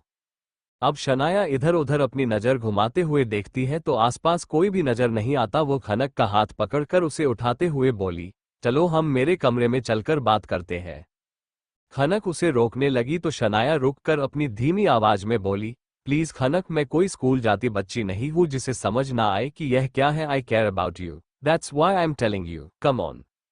अब खनक बिना कोई आनाकानी किए शनाया के साथ चली जाती है। शनाया खनक को अपने बेड पर बिठाती है और उसके सामने आकर बैठ जाती है। वो हल्के से उसके बाजुओं पर अपनी उंगलियां चलाते हुए बोली, रेयांश को ऐसा नहीं करना चाहिए था, तुम बीवी हो उसकी, इसका मतलब यह नहीं कि वह कुछ भी कर सकता है। देखो खनक, ये सब सहने की कोई जरूरत नहीं है, अगर तुम आज रात चाहो तो यही रुक जाओ, मुझे कोई प्रॉब्लम नहीं है। खनक इस वक्त अपना सिर नीचे किए हुए सब कुछ सुन रही थी, लेकिन वह सोच कुछ और रही थी। उसे याद आया कि किस तरह रेयांश ने उसकी बाजुओं को इतनी जोर से पकड़ा था कि वह दर्द से सिहर गई थी। लेकिन अगले पल जब रेयांश को इस बात का एहसास हुआ तो तुरंत ही उसकी आंखों और चेहरे पर चिंता और गिल्ट के भाव आ गए।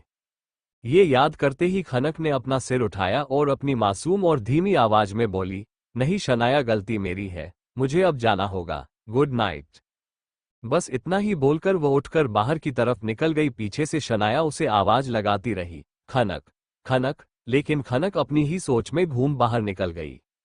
वही शनाया अपने दांत पीसते हुए गुस्से में खुद में ही बड़बड़ाने लगी, सोचा था इसे रेयांश से दूर रखूंगी, लेकिन नहीं, यह गावर तो मेरी एक भी बात में नहीं आ रही, आएगी भी क्यों? जब इतना हॉट बंदा रोज रात को बिस्तर में मिलता हो तो यह मौका कौन छोड़ेगा अपने हाथ से। लेकिन कर लो जितने मजे करने हैं, कुछ दिन में वैसे भी तुम्हें जाना है। ये कहते हुए शनाया के चेहरे पर एक डेविल स्माइल आ जाती है। वही खनक अपनी ही सोच में जा रही थी कि किसी से टकरा जाती है। ये और कोई नहीं, सेम थी, जिसके हाथ में एक पैम्पलेट था जो छूटकर नीचे गिर गया। खनक भी हल्का धक्का लगने से थोड़ी पीछे हुई और उसका सिर हल्का सा नीचे की तरफ झुक गया, जिससे खनक को वह पैम्पलेट दिख गया। खनक ने वह पैम्पलेट उठाया और उसमें पॉइंट करते हुए बोली, ये कहाँ मिलता है और इसकी कीमत क्या है? सेम खनक के पूछने पर खनक के हाथों से वह पैम्पलेट लेते हुए हल्की स्माइल के साथ बोली, एक्चुअली यह अभी तक मार्केट में नहीं आया है, अभी इसका लॉन्च बाकी है। ये सिंघानिया ग्रुप ऑफ कंपनीज की ही प्रोडक्ट है। वैसे तो ये लंदन में बना है, लेकिन इसका एडवर्टाइजिंग शूट यही इंडिया में दिल्ली में होने वाला है, जिसकी फीमेल मॉडल मैं हूँ। ये तुम्हारे पति का ही तो प्रोजेक्ट है, तुम्हें नहीं पता? ये लिमिटेड एडिशन के परफ्यूम है जिसे सिर्फ रॉयल पसंद ही अफोर्ड कर सकते हैं। इसकी कीमत $30 मिलियन है। इसकी जो बॉटल है वही काफी एक्सपेंसिव है, क्योंकि मेन उसकी पैकिंग है जिसमें परफ्यूम स्टोर होता है। ये कांच की बॉटल ही इस परफ्यूम की खुशबू को बरकरार रखती है। ये बोलते हुए सेम की आंखों में चमक थी, लेकिन ये दोनों ही इस बात से अनजान थे कि दोनों की बातें कोई सुन रहा है, और यह कोई और नहीं, रोनित जी थे। वो अपने तेज कदमों से सेम के पास आते हैं और एक नज़र उस पैम्पलेट पर डालकर अपनी जलती निगाहों से खनक को देखते हैं, फिर तंज कसते हुए बोले, सेम, ये सब तुम किसे बता रही हो?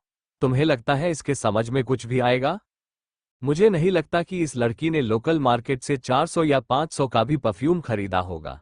मुझे तो इसकी औकात 50 रुपए की भी नहीं लगती।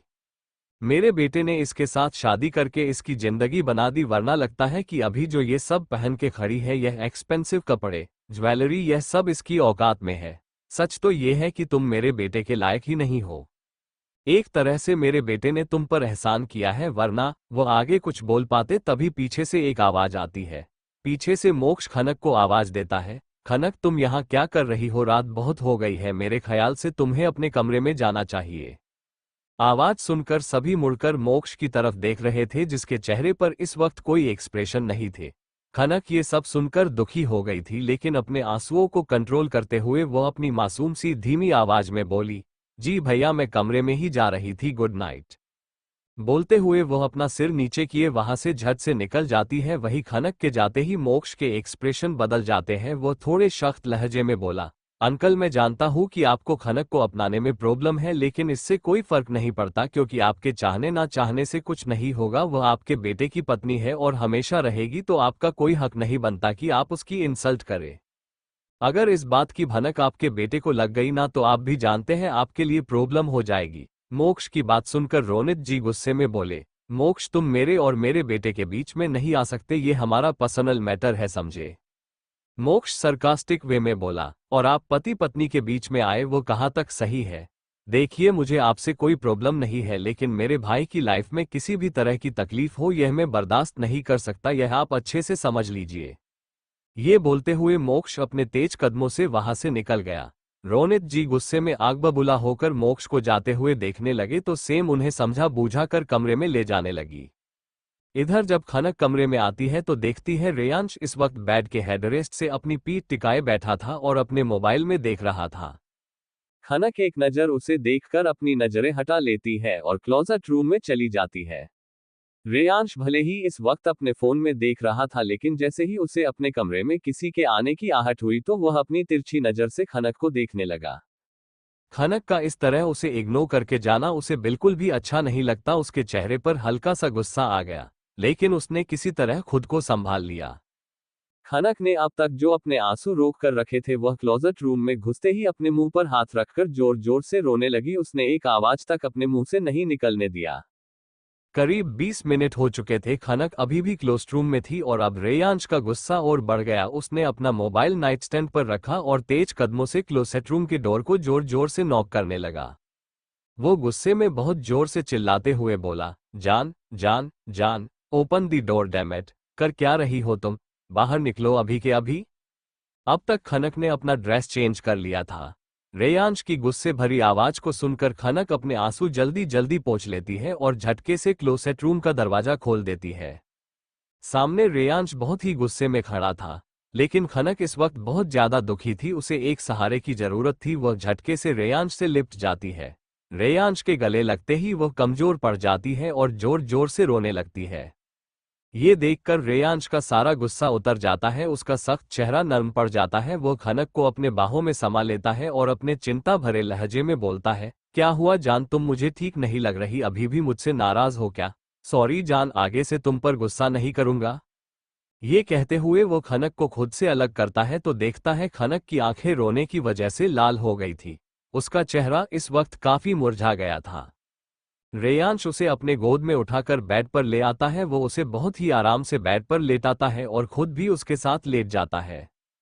खनक रेयांश के सीने से लग जाती है और अपनी मासूम सी धीमी आवाज में बोली, सॉरी प्लीज मुझे माफ कर दीजिए, मुझसे गलती हो गई। आपको बिना बताए मुझे बाहर नहीं जाना चाहिए था। मैंने अपनी ही खुशी और मस्ती में आपको नजरअंदाज कर दिया। यह मेरी बहुत बड़ी गलती थी। मुझे ये याद रखना चाहिए था कि यह सब मुझे आपकी वजह से ही मिला है। रेयांश हैरानी से खनक की सारी बातें सुन रहा था। इस वक्त खनक के चेहरे पर गिल्ट था, जो रेयांश साफ साफ देख सकता था। ये देखकर उसे अच्छा नहीं लग रहा था। वो खनक को अपने और करीब खींचकर अपना चेहरा खनक के चेहरे के सामने एकदम करीब कर लेता है और उसकी आंखों में देखते हुए बहुत ही इमोशनल होते हुए बोला, नो जान, मुझे भी समझना चाहिए था कि तुम्हारी अपनी इच्छाएं भी हो सकती है। मुझे इतना भी सेल्फिश नहीं होना चाहिए, लेकिन क्या करूं जान, तुम मुझसे जरा भी दूर होती तो मैं बेचैन हो उठता हूं। तुमसे जरा सी भी दूरी बर्दाश्त नहीं होती। ये कहते हुए रेयांश इमोशनल भी हो रहा था और मदहोश भी हो रहा था, क्योंकि उसके होठ खनक के होठों को छू रहे थे, जिससे खनक भी सिहर रही थी। खनक इमोशनली काफी वीक महसूस कर रही थी और ऐसा उसके साथ पहली बार नहीं हुआ था। इससे पहले भी खनक कई बार इमोशनली वीक पड़ी थी, लेकिन उस वक्त उसे संभालने के लिए कोई नहीं था। खनक की धड़कनें इस वक्त 100 की स्पीड से चल रही थी। यह महसूस कर रेयांश और भी मदहोश होने लगा। आज पूरा दिन वो खनक की करीबी के लिए तड़पा था। एक भी पल गवाए बिना रेयांश खनक के नाजुक मुलायम होठों को अपने मुंह में भर लेता है। रेयांश काफी शिद्दत से खनक के होठों को अपने मुंह में भरकर स्मूच कर रहा था। खनक भी रेयांश की छुअन से बहक रही थी। खनक का साथ पाकर रेयांश और मदहोश हो चुका था। उसके दोनों हाथ खनक की पूरी बॉडी पर बहुत ही मदहोशी से चल रहे थे। खनक अपनी आंखें बंद करे रेयांश को पूरी तरीके से महसूस कर रही थी कि तभी उसे रेयांश के डैड की बात याद आ गई। तुम मेरे बेटे के लायक हो ही नहीं। खनक को ये याद आते ही अचानक उसकी आंखें खुल गई। रेयांश अपनी आंखें बंद करे पूरी शिद्दत से खनक के होठों को चूम रहा था कि तभी खनक हल्का सा उसे पुश करती है। रेयांश की पकड़ इस वक्त खनक पर ढीली थी, इसलिए वह अचानक उससे दूर हो गया। खनक से दूर होते ही रेयांश घूरकर खनक को देखने लगा। खनक रेयांश की गुस्से भरी नजरों को देखते हुए अपनी लड़खड़ाती हुई आवाज में बोली, मुझे नींद आ रही है। कहते हुए वह पलट गई और सिकुड़कर अपनी आंखें बंद कर ली। ये देखकर रेयांश को अजीब लगा, लेकिन अब उसे खनक का ऐसा अजीब बिहेव बर्दाश्त नहीं हो रहा था। उसने एक ही झटके में खनक को अपनी तरफ घुमाया और उसके ऊपर आ गया, लेकिन खनक की आंखों में फिर से आंसुओं को देखकर उसका चेहरा तंग हो गया। वह अपनी सख्त आवाज में बोला, मैंने तुम्हें कितनी बार बोला है जान कि तुम जब रोती हो तो मुझे अच्छा नहीं लगता। हुआ क्या है तुम्हें, साफ साफ बताओ। रेयांश की सख्त आवाज को सुनकर खनक सिहर जाती है। वो अपनी आंसू भरी आंखों से रेयांश को देख रही थी। उसका मासूम मुरझाया हुआ चेहरा देखकर रेयांश का दिल दुख रहा था। फाइनली उसने अपना लहजा सॉफ्ट करते हुए बहुत प्यार से पूछा, जान क्या हुआ, बोलो ना। ये कहते हुए रेयांश भी इस वक्त मासूम लग रहा था। खनक अपने भरे गले से बहुत धीमी आवाज में बोली, मैं आपके लायक नहीं हूं। रेयांश ये सुनकर चौंक गया। वो तुरंत ही बोला, ये तुम क्या बोल रही हो, तुमने ऐसा सोचा भी कैसे। इस वक्त रेयांश काफी हैरान था। खनक अपनी धीमी आवाज में बोली, आपको पता है आप आसमान में रहने वाले चांद हैं और मैं इस धरती की धूल के बराबर, और मैंने चांद को पाने की ख्वाहिश की जो मेरी औकात से बाहर है। आप ही सोचिए, अगर आपकी नज़र मुझ पर नहीं पड़ती तो क्या मैं यहाँ होती। मुझे नहीं पता कि आपको मुझ में क्या देखा कि आपने मुझे अपनी लाइफ में जगह दी, लेकिन मुझे नहीं लगता कि मैं इस काबिल भी हूँ कि आपकी लाइफ में रह सकूँ। क्या आपको नहीं लगता कि आपको अपने लायक किसी लड़की से शादी करनी चाहिए थी, मुझ जैसी मामूली लड़की के साथ नहीं। शायद आपको नित्या से शादी कर लेनी चाहिए थी। मैं आप दोनों के बीच में आ गई, लेकिन अभी भी वक्त है। अगर आप चाहो तो मैं आपकी लाइफ से चली जाऊंगी, आपकी नज़रों से बहुत दूर चली जाऊंगी। मेरी परछाई भी आपकी खुशहाल लाइफ पर नहीं पड़ने दूंगी। खनक का इतना ही कहना था कि रेयांश ने उसके दोनों हाथ पकड़कर बेड पर कस दिए और खनक के चेहरे के बिल्कुल करीब अपना चेहरा ले जाकर अपने दांत पीसते हुए बोला, खबरदार जो इस तरह के ख्याल भी अपने दिमाग में लाए तो। हो क्या गया है तुम्हें? मैंने तुम्हें कितनी बार कहा है कि मैं तुम्हारा हूं, सिर्फ तुम्हारा। ऐसी बातें सोच भी कैसे सकती हो? तुमने कैसे सोच लिया कि मैं तुम्हें खुद से दूर कभी जाने भी दे सकता हूं? भूल जाओ जान कि मैं तुम्हें खुद से दूर जाने भी दूंगा। इस जन्म में तो यह मुमकिन नहीं, इस जन्म में तो क्या अब किसी भी जन्म में यह मुमकिन नहीं। तुम्हें अब मेरे पास ही रहना होगा, तुम चाहो या ना चाहो। मैं तुम्हारा हूं और तुम मेरी। अपने दिल और दिमाग में ये बात अच्छे से फिट कर लो। खनक इस वक्त रेयांश की बातों में उसका जुनून साफ महसूस कर पा रही थी। इस वक्त वह रेयांश के बड़े से शरीर के नीचे दबी हुई थी। वह 1 इंच भी हिल नहीं पा रही थी और रेयांश खनक के खुद से दूर जाने के ख्याल से ही पागल हो रहा था। उसने एक ही पल में अपने सख्त होठों को खनक के मुलायम होठों पर रख दिया और बहुत ही फोर्सफुली किस करने लगा। खनक को अपने होठों पर बहुत ही दर्द हो रहा था। उसके मुंह से सिसकियां निकल रही थी जो मुंह में रह गई।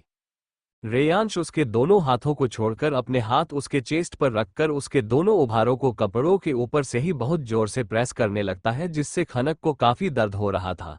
वो खुद को छुड़ाने के लिए अपने दोनों हाथों से रेयांश के चेस्ट पर धक्का मार रही थी, लेकिन कोई फायदा नहीं। रेयांश 1 इंच भी नहीं हिला। वो खनक के लोअर लिप को बहुत ही जोर से सक कर रहा था और हल्के हल्के से अपने दांतों से काट भी रहा था। उसके हाथ लगातार खनक के उभारों को प्रेस कर रहे थे, लेकिन जब उससे रहा नहीं जाता तो वह खनक से थोड़ा अलग हुआ और जब तक कि खनक कुछ समझ पाती, एक ही झटके में उसने खनक की नाइटी को फाड़ कर फेंक दिया।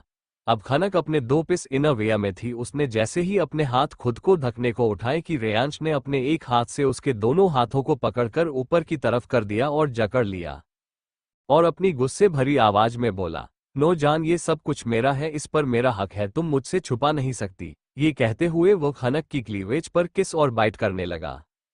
कुछ देर ऐसे ही खनक के गले, कॉलरबोन और क्लीवेज को किस और बाइट करता रहा। फिर वह खनक से अलग हुआ और अपनी टी शर्ट उतार दी और अपनी ही टी शर्ट से खनक के दोनों हाथ बांधकर ऊपर की तरफ कर दिए। खनक ये देखकर डर गई। वो अपनी घबराई आवाज में बोली, नहीं प्लीज छोड़िए ना, मुझे डर लग रहा है। यह आप क्या कर रहे हैं? रेयांश ने अपनी इंडेक्स फिंगर खनक के होठों पर रखी और बहुत ही मदहोशी भरी आवाज में बोला, शश रिलैक्स जान, डरो मत, बस फील करो मुझे, आई love you more than my self. ये कहते हुए उसने खनक की कमर को अपने दोनों हाथों से पकड़ा और उसके पेट पर बहुत ही वाइल्ड तरीके से किस करने लगा। वो हल्का हल्का बाइट भी कर रहा था। अब धीरे धीरे किस करते हुए उसके हाथ कमर से होते हुए ऊपर की तरफ सरकने लगे और ऊपर जाते हुए उसने अपने हाथ खनक के अपर इनरवियर के अंदर डालकर उसके उभारों को बहुत ही सॉफ्टली मसलने लगा। यह महसूस कर खनक के मुंह से आहें निकलने लगी। वो बहुत ही जोर से सिसकियां लेने लगी जिससे रेयांश और मदहोश हो रहा था। उसने खनक की अपर इनरवियर को एक झटके में फाड़ कर फेंक दिया।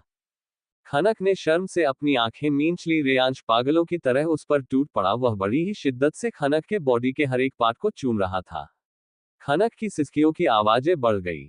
रेयांश के हाथ बड़ी ही सेंसुअल तरीके से खनक के बॉडी पर चल रहे थे। अब वो खनक के एक उभार को अपने मुंह में लिए सक कर रहा था और दूसरे को बहुत ही पैशनेट तरीके से मसल रहा था। काफी देर तक ये सिलसिला चलता रहा। अब रेयांश को हार्डनेस महसूस हो रही थी। उसने दोनों की बॉडी पर बचे बाकी के कपड़े भी उतार दिए और अब वो खनक के ऊपर झुकते हुए उसके होठों पर अपने होठ रख दिए और बिना वार्निंग के ही उसमें समा गया। खनक के मुंह से एक चीख निकलकर उसके मुंह में ही रह गई क्योंकि रेयांश उसके होठों पर बहुत ही पैशनेट तरीके से किस कर रहा था। खनक को कुछ वक्त तक दर्द हुआ लेकिन फिर कुछ वक्त बाद उसे भी अच्छा लगने लगा, लेकिन उसके हाथ बंधे थे। रेयांश इस वक्त मूव करते हुए उसके गले और क्लीवेज को चूम रहा था। खनक आहें भरते हुए बोली, आहा रेयांश मेरे हाथ खोलिए ना प्लीज। रेयांश मूव करते हुए अपनी हाफती हुई आवाज में बोला, नो जान, तुम मुझे छोड़कर चली जाओगी। खनक फिर से अपनी आहें भरते हुए बोली, आहा नहीं नहीं जाऊंगी कहीं भी, मैं भी आपके बिना नहीं जी सकती, बहुत प्यार करती हूँ आपसे। खनक का कन्फेशन सुनकर रेयांश और भी पैशनेट हो गया। उसने अपना एक हाथ ऊपर ले जाकर खनक के हाथों पर बांधा नोट खोल दिया। हाथ खुलते ही खनक के दोनों ही हाथ रेयांश के पीठ पर चलने लगे। खनक के मुलायम हाथ अपनी पीठ पर इतने प्यार से चलते महसूस कर रेयांश के चेहरे पर एक बड़ी सी प्यारी स्माइल आ गई। वह अपनी हस्की वॉइस में बोला, आई लव यू जान, और उसने खनक के होठों को अपने मुंह में भरकर स्मूच करने लगा। करीब 2 घंटे बाद दोनों ही एक दूसरे की बगल में लेटे गहरी गहरी सांसें ले रहे थे। खनक थक कर चूर हो गई थी। उसकी आंखें थोड़ी ही देर में भारी होने लगी। तभी रेयांश ने उसे खींचकर अपनी बाहों में भर लिया। खनक रेयांश के सीने से लगे हुए गहरी नींद में जा चुकी थी। वही रेयांश सीलिंग को देखते हुए अपने पास्ट की मेमोरी में चला गया। जब वो 12 साल का था, अपने दादू के साथ हॉस्पिटल में आया था। एक नॉर्मल वार्ड में एक 8 साल की लड़की रो रही थी जिसके आंसू पोंछकर उसने उसे चुप करवाया था। वो लड़की मासूम, खूबसूरत और बहुत प्यारी थी। जैसे ही रेयांश उसे अपना नाम पूछने वाला था कि तभी एक आदमी और एक औरत वहां घबराए हुए आए। उस आदमी ने उस लड़की को देखा और भागते हुए आकर उस लड़की को अपनी गोद में उठा लिया और बोला, खनक मेरा बच्चा। तभी रेयांश के मुंह से निकला, खनक। तब तक वह आदमी और औरत उस बच्ची को ले जा चुके थे। रेयांश अपने प्रेजेंट टाइम में आया और धीरे से अपने सीने से लिपटे सोई हुई खनक को देखा और झुककर उसके माथे पर एक किस कर लिया। वो उसे देखते हुए हल्की स्माइल के साथ बोला, पागल लड़की, तुम्हें तो ये पता भी नहीं कि तुम कब से इस दिल में हो। मैं तो उसी दिन तुम्हारा हो गया था, बस समझ में थोड़ा देर से आया, लेकिन किस्मत अच्छी थी मेरी कि तुम मुझे मिल गई। इधर रिया अब तक सोई नहीं थी। वो अपनी ही उलझनों में थी क्योंकि आज मोक्ष उसके पास अभी तक नहीं आया था। अब इस बात से वो खुश हो या दुखी उसे यही समझ नहीं आ रहा था। वह अपने आप से बोली, रिया तू क्यों सोच रही है उनके बारे में? वो तुमसे प्यार नहीं करते और तुम ही तो चाहती थी ना कि वह तुमसे दूर रहे, तो फिर? नहीं नहीं, क्यों उनके बारे में सोच रही हूं मैं? क्यों मुझे नींद नहीं आ रही? यह हो क्या रहा है मेरे साथ? वह अपने बालों को मुट्ठी में कसते हुए खींच रही थी कि तभी उसका डोर धीरे से ओपन हुआ तो वह डर गई। उसने सोचा कि उसने तो दरवाजा लॉक कर दिया था, तो कोई ओपन कैसे कर सकता है। तभी मोक्ष अंदर आया तो देखता है रिया अभी भी जाग रही है। मोक्ष अपनी शरारती टोन में बोला, क्या हुआ बेबी, अभी तक जाग रही हो? मेरा वेट कर रही थी। सॉरी, आज आने में देर हो गई, कल से जरा भी वेट नहीं करवाऊंगा। रिया हड़बड़ाते हुए बोली, ऐसा कुछ नहीं है, आप कुछ भी सोच रहे हैं अपने मन से। तभी मोक्ष उसके पास बेड पर आता है और लेटते हुए बोला, तुम्हारा चेहरा साफ साफ बता रहा है कि तुम मुझे याद कर रही थी। रिया बेड पर बैठे हुए अपना मुंह बना लेती है तो मोक्ष उसका हाथ पकड़कर अपने पास खींच लेता है और धीरे से उसके कान में कुछ बोलता है जिसे सुनकर रिया हैरान रह जाती है। मोक्ष रिया को अपने करीब खींचकर उसके कान में बहुत ही धीमी आवाज में बोलता है, बेबी कल हम डेट पर चल रहे हैं, कल तुम्हें कॉलेज पिक करने आऊंगा, मेरा वेट करना। रिया ये सुनकर हैरानी से उसे देखते हुए बोली, आप ये क्या बोल रहे हैं? मैं नहीं आऊंगी आपके साथ कहीं भी। ये बात बोलते हुए रिया खुद को मोक्ष से छुड़ाने लगती है। मोक्ष को इस बात पर गुस्सा आ जाता है लेकिन वह अपने गुस्से पर कंट्रोल करता है। वह रिया पर अपनी पकड़ मजबूत कर लेता है और अपनी सॉफ्ट आवाज में बोलता है, रिया जो कुछ भी अब तक हमारे बीच हुआ, क्या हम उसे पीछे छोड़कर आगे नहीं बढ़ सकते? रिया उसे कंफ्यूज नजरों से देखती है और सवालिया लहजे में बोलती है, आप कहना क्या चाहते हैं? मोक्ष अपनी धीमी मगर सॉफ्ट वॉइस में बोलता है, मेरा मतलब है तुम कितनी अच्छे से मेरे साथ पहले पेश आती थी लेकिन कुछ वक्त से तुम मुझसे दूर भागती हो, मुझसे चिढ़ती रहती हो। चलो ना रिया, हम फिर से नई शुरुआत करते हैं। रिया अपनी आंखें फाड़े मोक्ष को देख रही थी। आज वह काफी सॉफ्ट तरीके से पेश आ रहा था। रिया हैरानी भरी लहजे में बोली, आज आप बदले बदले क्यों लग रहे हैं? कहीं नया तरीका तो नहीं ढूंढ लिया मुझे परेशान करने का? रिया की बात सुन मोक्ष थोड़ा चीड़ जाता है लेकिन फिर भी वो खुद को कंट्रोल करते हुए नॉर्मल मगर थोड़ी सख्त टोन में बोला, रिया मैं कब से तुमसे प्यार से समझाने की कोशिश कर रहा हूँ लेकिन तुम्हें हर बात का उल्टा मतलब निकलना है। मैं चाहता हूँ कि हम दोनों एक नई शुरुआत करें और तुम हो कि पिछली बातों को लेकर बैठ गई। रिया चिढ़ते हुए बोली, क्या रिश्ता था हमारे बीच जो आप नई शुरुआत करना चाहते हैं? हमारे बीच एक दोस्ती के अलावा और कोई रिश्ता नहीं था और शायद आपके लिए तो वह भी ज्यादा सीरियस नहीं था, तो आप किस बात के लिए नई शुरुआत चाहते हैं? बोलिए। मोक्ष जो कब से अपना गुस्सा दबाए रखा था अब फूट पड़ता है और अब वो रिया को छोड़कर बिस्तर से उठ जाता है तो रिया भी बिस्तर पर बैठ जाती है। उसे लगा शायद अब मोक्ष वहां से चला जाएगा लेकिन मोक्ष ने उसका हाथ पकड़कर खींच के अपने पास खड़ा कर लिया और अपनी सख्त मगर ठंडी आवाज में बोला, तुम्हारा यही रवैया मुझे गुस्सा होने पर मजबूर करता है, हर बात पर तुम्हें जिद करनी होती है। मैंने सोचा था कि डेट पर जाएंगे, एक कैंडल लाइट रोमांटिक डिनर पर जाएंगे, वहां तुम्हें प्रपोज करूंगा। ठीक है कोई बात नहीं, कल दोबारा बोल दूंगा लेकिन आज तुम्हारे लिए जानना जरूरी है। I love you Riya, I love you, I love you, I love you so much. बहुत प्यार करता हूं तुमसे। मैंने थोड़ी देर कर दी समझने में लेकिन तुम जब मुझसे दूर हुई एक पल भी मैं चैन से रह नहीं पाया। बेचैन हो गया था, पागल हो गया था। तुमसे मिलने के बाद मुझे सुकून मिला लेकिन तब भी अपने ईगो के चलते अपने प्यार का इजहार नहीं कर पाया, बस तुम पर अपना हक जताता रहा। प्लीज रिया मुझसे दूर मत जाना, नहीं तो मैं पागल हो जाऊंगा। रिया ये सब सुनकर सॉफ्ट थी, वह अपनी आंखें फाड़े मोक्ष को देख रही थी। मोक्ष इस वक्त थोड़ा इमोशनल हो गया था जिससे उसकी पकड़ रिया पर थोड़ी ढीली पड़ गई थी। रिया मोक्ष से एक झटके में दूर होती है और अपनी शक भरी निगाहों से देखते हुए बोली, आप झूठ बोल रहे हैं ना, है ना? मैंने आपको थप्पड़ मारा था, आपने कहा था कि आप मुझे इसके लिए सजा दोगे, मेरे साथ ऐसा कुछ करोगे जिसे मैं बर्दाश्त ना कर पाऊं। मुझे पता है आप ये सब करके फिर मेरा दिल तोड़ दोगे, मेरे दिल में उम्मीद जगाकर फिर से उसे तोड़ दोगे।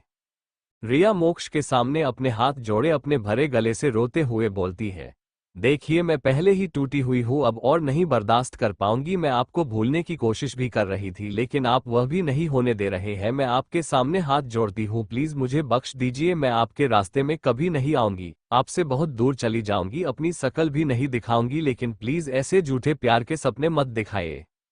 मोक्ष ये सब सुनकर शॉक्ड रह गया। वो रिया को खुद से दूर होता हुआ देख और यह सब सुनकर उसके दिल में बहुत दर्द हुआ। उसने अपने कदम रिया की तरफ बढ़ाए तो रिया अपने कदम पीछे लेने लगी। रिया का पैर कारपेट में फंस जाता है जिससे वह गिरने को होती है कि तभी मोक्ष अपने लंबे कदमों से आगे बढ़कर रिया को कमर से पकड़कर उसे थाम लेता है। रिया गिरने के डर से मोक्ष के शर्ट को अपने मुट्ठी में भींच लेती है। मोक्ष उसे अपने करीब कर उसे बहुत ही प्यार से बोलता है, मैं तुम्हें कभी कुछ नहीं होने दे सकता रिया, तुम गलत सोच रही हो, मैं सच में तुमसे बहुत प्यार करता हूँ। अगर तुम्हें कुछ हुआ तो मैं जी नहीं पाऊंगा, मुझसे दूर मत जाओ प्लीज, नहीं रह सकता तुम्हारे बिना। रिया बहुत ज्यादा इमोशनल हो गई, उसे समझ नहीं आ रहा था कि वह मोक्ष की बातों पर यकीन करे कि नहीं। मोक्ष उसे कंफ्यूज देखकर फिर बोला, रिया मैं इतना भी बुरा नहीं हूं, मैं बस तुमसे दूर होने के ख्याल से फ्रस्ट्रेटेड हो जाता था इसीलिए ऐसा करता था। तुम भी तो मुझसे ठीक से बात नहीं करती थी, दूर रहती थी। रिया मैं वही हूँ जिसे तुमने प्यार किया था, प्लीज मेरे पास वापस आ जाओ, आई प्रॉमिस मैं तुम्हें बहुत खुश रखूंगा, बहुत प्यार करूंगा। रिया पिघल रही थी। वो कसकर मोक्ष को गले लगा लेती है और अपनी रोनी सी आवाज में बोलती है, अगर आपने मुझे छोड़ दिया तो सच बोल रही हूँ, इस बार मैं अपनी जान दे दूंगी। ये सुनकर मोक्ष रिया को अपने से थोड़ा अलग करता है और उसके होठों पर अपनी इंडेक्स फिंगर रखकर अपनी सख्त आवाज में बोला, खबरदार रिया, यह आखिरी बार है, मैं तुम्हारे मुंह से मरने की बात सुन रहा हूँ। आज के बाद मैं ऐसी कोई भी बात नहीं सुनना चाहता। मैं तुम्हें कुछ नहीं होने दूंगा, समझी? रिया रोते हुए ही हल्की स्माइल कर देती है तो मोक्ष अपनी एक उंगली से उसके आंसू पोंछ लेता है। अब मोक्ष उसके फहद पर किस करके उसे बोला, अब सो जाओ बेबी, मैं भी अपने कमरे में चलता हूँ, गुड नाइट। वह जैसे ही जाने को हुआ, रिया ने उसका हाथ पकड़ लिया और शर्म से अपना सिर झुकाते हुए ना में इशारा करने लगी। ये देखकर मोक्ष के चेहरे पर एक मीठी सी स्माइल आ गई। अब दोनों ही बेड पर लेटे हुए थे। रिया का सिर मोक्ष के सीने पर था और मोक्ष उसके बालों को सहला रहा था।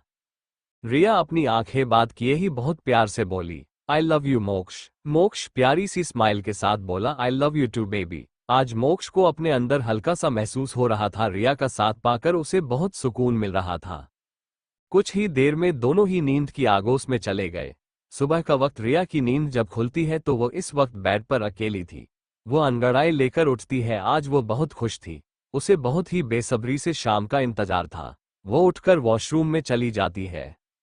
इधर रेयांश के कमरे में रेयांश खनक पर हावी हो रहा था और खनक बार बार उसे रोकते हुए बोल रही थी, सुनिए छोड़िए ना, सुबह हो गई है, आपको भी तो ऑफिस जाना है, आप लेट हो जाएंगे। रेयांश उसके गले को चूमते हुए बोला, मैं मालिक हूं, जब चाहे जा सकता हूं, तुम उसकी फिक्र मत करो। खनक अपना मुंह बनाते हुए बोली, मैं थक गई हूँ, आप मुझे छोड़िए, पूरा बदन दर्द कर रहा है मेरा। रेयांश अपनी गर्दन उठाकर उसके चेहरे की तरफ देखता है तो सच में खनक का चेहरा इस वक्त थका हुआ सा लग रहा था, लेकिन चेहरे पर उसके ग्लो था। रेयांश यह इग्नोर कर उसके होठों पर किस करने लगता है तो खनक की आंखें बड़ी बड़ी हो जाती है। लेकिन तभी उनके डोर पर कोई नॉक करता है। खनक रेयांश को हल्का सा पुश करती है लेकिन रेयांश नहीं रुकता। तभी फिर से डोर नॉक होता है। रेयांश चीर जाता है और अब वो खनक को छोड़ता है। वो खनक के ऊपर से उठकर साइड में लेट जाता है। खनक उठकर दरवाजा खोलती है तो सामने शनाया खड़ी थी। शनाया खनक को ऊपर से लेकर नीचे तक देखती है। इस वक्त खनक ने रेयांश की टी शर्ट पहनी थी जो उसे काफी ढीली पड़ रही थी और घुटनों तक आ रही थी। गला काफी ब्रॉड था जिसे खनक ने अपने हाथों से संभाल रखा था। खनक शनाया को बोली, क्या हुआ शनाया, तुम यहाँ? शनाया बोली, बहुत लेट हो गया तो मुझे तुम्हारी चिंता हो रही थी, तुम कल मुझे ठीक नहीं लग रही थी, तुम ठीक तो हो ना? ये बोलते हुए शनाया खनक को देख रही थी। आज पहली बार उसने खनक को ऐसे देखा था। खनक सिंपल सी रहती थी फिर भी काफी क्यूट और खूबसूरत लगती, पर आज वो इस अवतार में काफी हॉट लग रही थी।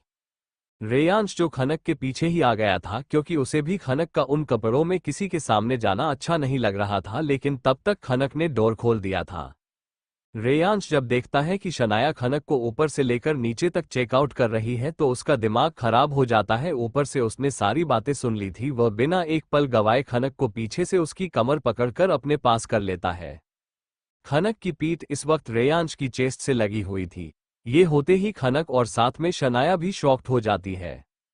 रेयांश अपनी कोल्ड आवाज में बोला, तुम फिक्र मत करो, मैं हूँ उसके पास उसका ख्याल रखने के लिए, आफ्टर ऑल पति हूँ उसका, फिलहाल तुम्हें जाना चाहिए क्योंकि हमारा इस वक्त बाहर आने का कोई मूड नहीं है। ये कहते हुए रेयांश ने दरवाजा बंद कर लिया। खनक ये देखकर चौंक गई कि आखिर हुआ क्या। शनाया भी बंद दरवाजे को देखती रह गई। दरवाजा बंद करके रेयांश खनक को अंदर ले आया और उसे ऐसे ही अपने करीब पकड़े हुए बोला, आगे से ध्यान रखना कि ऐसे किसी के लिए भी दरवाजा मत खोलना, मुझे बिल्कुल पसंद नहीं कि तुम्हें इस तरह से कोई देखे। खनक हैरान होते हुए बोली, वो लड़की है और आप ऐसा कैसे कर सकते हैं? आपने उसके मुंह पर दरवाजा बंद कर दिया, उसे बुरा लग गया होगा तो। रेयांश खनक को छोड़कर बेफिक्री से बोला, आई डोंट केयर, उसे समझना चाहिए ऐसे मुंह उठाकर किसी कपल के कमरे तक नहीं पहुंच जाना चाहिए। उसने मेरे रोमांटिक टाइम का कबाड़ा कर दिया। शुक्र करो लड़की थी, लड़का होता तो मुंह तोड़ देता उसका, एंड लड़की है तो क्या हुआ, वह मेरी बीवी को ऐसे नहीं देख सकती। I don't like that. ये बोलकर वह सीधा वॉशरूम में चला गया और खनक उसे देखती रही। वह अपने मन में बोली, ये सचमुच पागल है, कुछ भी बोल देते हैं। ये कहते हुए वह बेड पर जाकर फिर से लेट गई। इधर शनाया अपने कमरे में आकर बेड पर लेटे हुए रेयांश को याद करने लगी। जब वह आया तब उसने अपर बॉडी पर कुछ भी नहीं पहना था और नीचे सिर्फ एक शॉर्ट लोअर पहन रखा था। रेयांश की 8 पैक एब्स वाली बॉडी उस वक्त बहुत ही ज्यादा हॉट लग रही थी।